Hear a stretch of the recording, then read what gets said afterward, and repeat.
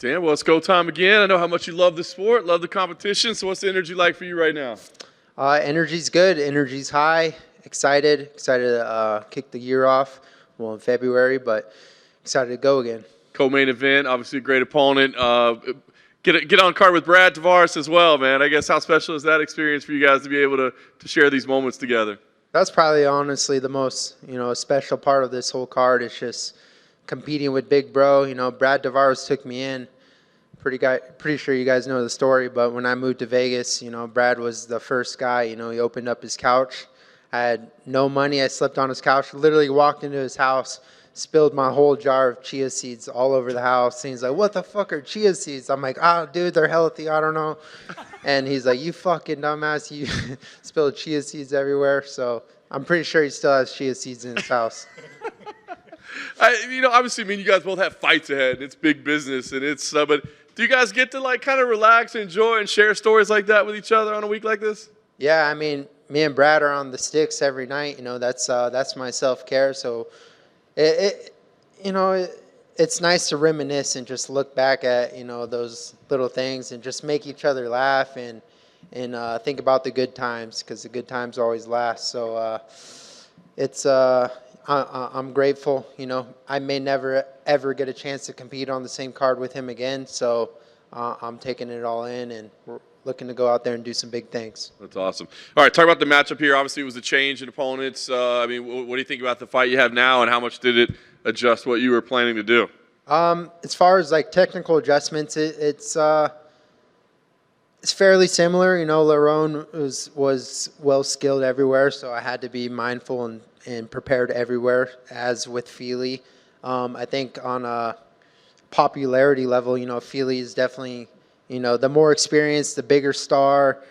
He's a bigger name, even though rankings, the rankings don't really matter. Lerone was below me anyway, so it's like it's going to be a fun fight. It's a big fight, and I think people will be tuning in. They don't want to miss this fight. I agree. I was going to ask you if there was any hesitation, right? Because I think you just said it right. Lerone may have the number, but Fili, I feel like, has the reputation. That's no disrespect to Lerone, but just Fili's been around, has a track record. So did you have to think about it? Does this make sense, or was it automatically in? Honestly, it didn't. It really didn't matter who they offered me. My mind was set on fighting. When you go through a camp and you're you've invested a lot into yourself, into being disciplined, into sacrificing time from family and friends and whatever, your vices are. You sacrifice a lot. And, especially with my wife being pregnant again, she's 37 weeks pregnant. There was no no, I'm just going to sit this one out and wait for something. You don't do that, dude. We're warriors, we go out there and fight. And, so yeah, they offered Andre Fili, and I was excited. It's going to be a war. I know you'll fight anybody, but I did wonder, given his style and given the fact that he's a respectful dude as well, right? Is this a fight that you kind of look forward to? There's no going to be any bad blood or trash talk, and I don't think stylistically it's just going to be a scrap. Yeah, I admire Andre. I'm a fan of his. As a fight fan, I was very happy for him, and his last fight in December, I think I tweeted that I was genuinely happy for the guy, because he's a likable dude, and when you see a guy like Andre that you go through, he's like myself, but more experience. He's fought the who's who. He's fought some of the best. He's climbed the ladder. He's fallen. He's climbed. He's fallen, and just to see him get a win, it made me feel good. I felt good for him, because I know what it means. I know how much goes into the sport. So a lot of respect on that side. But at the same time, this is a fight and this is business, and I can't be his friend in there. We have to fight. This. It feels like I was saying earlier. It kind of feels like when you and your friend in high school get into a disagreement and you have to fight. That's literally what it feels like. We're gonna have to fight to settle whatever disagreement, because he put his name in the hat. At the same time, I'm grateful because it gave me a fight, but you put your name in the hat to fight me because you obviously, number one, believe you can beat me, but number two, that's stealing. It's like stealing from me. So we got to fight, dude. We have to settle it. How often in Hawaii in school do guys like friends just fight? Is that like a daily occurrence or like weekly? Like two guys that are buddies just have to go handle business outside? Every day. I mean, that was every day growing up. I rode the city bus every single day in high school. I didn't drive a car. I didn't get my license until I was like 21. So I literally rode the city bus every single day, and it was scary. Like I was like, I don't know if I'm getting in a fight today. And a lot of times you fight your friends because your friends are just being idiots and dumb friends, and they're just instigating fights. So you're just like, but you want to, put on I don't know what you want to call it, but you just like, you don't want to be a bitch. So you just fight. It's easier to fight than like make up an excuse to not fight. So I'd rather you just fight. I think maybe the UFC could use that as a tagline. Instead of like as real as it gets, like don't be a bitch. Yeah. Yeah. Last thing for me, what's the goal? Like you said, kind of kicking off 2024. I mean, a big win here, but baby on the way. So I imagine a little time off as well. Like, what's the plan? How do you see this one shaking out? Yeah, get through Saturday night, and I do plan to take a little time off. I know last time when I fought Gavin Tucker, same situation, same scenario.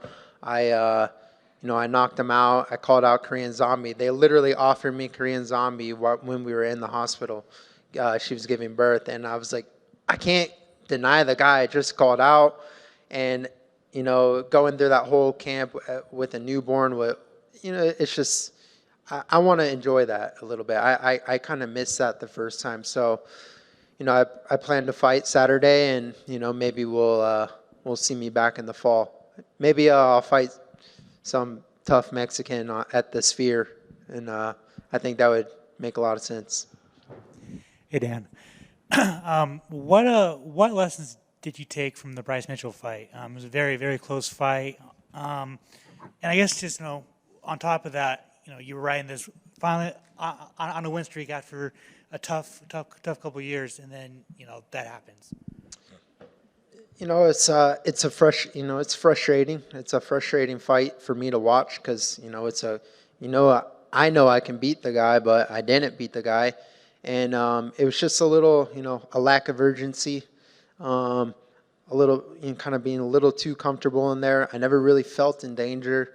And that kind of lack of urgency got me in trouble, got me hurt, and ultimately lost the fight. So just take little things like that, and you just got to move on and get better. There's nothing you could do. You can't change history, but, you could change your future. It's a big fight in your division next week. I just want your thoughts on Volkanovski and Topuria. Yeah, that's a huge fight. It's exciting. Topuria is very skilled, very confident, obviously. But I don't know. I don't know if you're asking me for a prediction. I think Volk is, one of the pound for pound best in the world. Not saying that Topuria isn't. I just think he has that championship edge. He's been there. He's fought, I don't know how many title fights, been the distance in a lot of them. That's a ton of experience, and I think he'll pull it off. And I wanted to ask about Aljamain Sterling coming up to featherweight. Obviously, you've trained with him a bit. How do you think he'll do coming up to featherweight? I mean, Alja's a big dude. I think it comes down to him believing in his own capabilities because he's definitely one of the best in the world. And it comes down to him believing in himself that he is and that he's capable to do what he can do. What he did at bantamweight, he could also do at featherweight. I trained with, he's bigger than me. He's a big dude, but I think I don't know if he knows that, but he's learning. He's training at the PIs, doing a bunch of testing, and but some of those numbers too, you can't let it get to your head. You can't they'll tell you you're below average somewhere. You can't listen to that shit because you can still be a champion. So he's a student of the game. I know he studies everyone, every aspect, and he's always looking, asking questions, trying to get better. So yeah, it's a pleasure training with him. But yeah, he's a 145er, dude. He's solid. And finally, who's winning the Super Bowl on Sunday? Dude, they asked me that question. I don't really. I don't even know. I don't know. Niners or Chiefs? Raiders. I don't know. It's hard to follow. Hard to follow that up. You stepped up to everybody. You don't turn down no guys, but with two guys who do respect each other, and we could, see this has Fight of the Night written all over it. How good was it when that name came across that you're like, okay, I got a guy in my face who's gonna bring it. That's who I match up with just fine. Well, that's literally what Sean Shelby texted me. Like when he offered me the fight, he's like, "At least this guy's not gonna run. He's not like he." Those were his exact words. So it's like, it's a banger, dude. It's a banger. Fili's a scrapper, and so am I. And yeah, it's a fan friendly fight that you don't want to miss. And you're here on the Ninth Island. You got Big Brother. You got Philly. Like the Polynesian Islander folks are being represented. Does that make you just a little more fired up, to bring it on Saturday, or you would bring it regardless?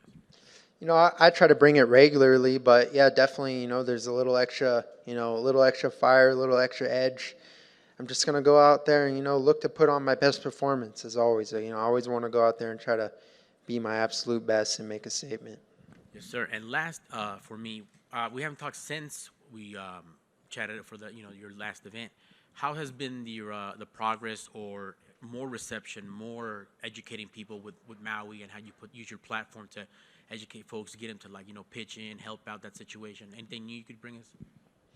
No, I mean, just I think the people have come together, and you see a lot of social media, and I love, the power of social media because it really does bring people together to help certain causes. And Maui's just going to be one of those places. It's going to take a lot of time, but the people of Hawaii are so strong, and they can't be phased. So it's I know there's a lot of political stuff. I don't get involved really in politics, but it's just all I know is the people of Hawaii are strong, and they're going to find a way. Sir, thank you. Good luck on Saturday. Thanks. I just got one for you, Dan. Dana White said after Movsar's last fight against Arnold Allen, he kind of said, that was the least fun fight that anybody's ever seen that night. Do you think the way that guys like yourself and Josh Emmett fight, do you think in the long run an exciting knockout for you is always going to give you the advantage to kind of jump the rankings over guys that kind of fight with the style that Movsar has? I think so. I mean, although I somewhat disagreed with that. I thought it was a good fight. It was a good technical fight, but they kind of downplay those guys a little bit just because of the style. It's not like for your general fan. Like maybe it's not the funnest to watch. I thought it was a great fight, but given when you have knockout power in either hand and you can put guys to sleep with one punch, I think that definitely gives you some negotiation power and leverage. So that's something that I have that will always, that's what's kept me around for so long. I don't want to just be a guy that, because I lost two, I get cut, but because I always have that ability to put someone's lights out cold and create another highlight reel for the machine. They love that. They love those highlight reels. So it's hard to make a highlight reel off a guy that's just getting decisions, and it's all about promotion in this sport. It is a business. It's entertainment. So if you don't have the mouth, to promote yourself, you got to have the fighting or the highlight reels. Yeah.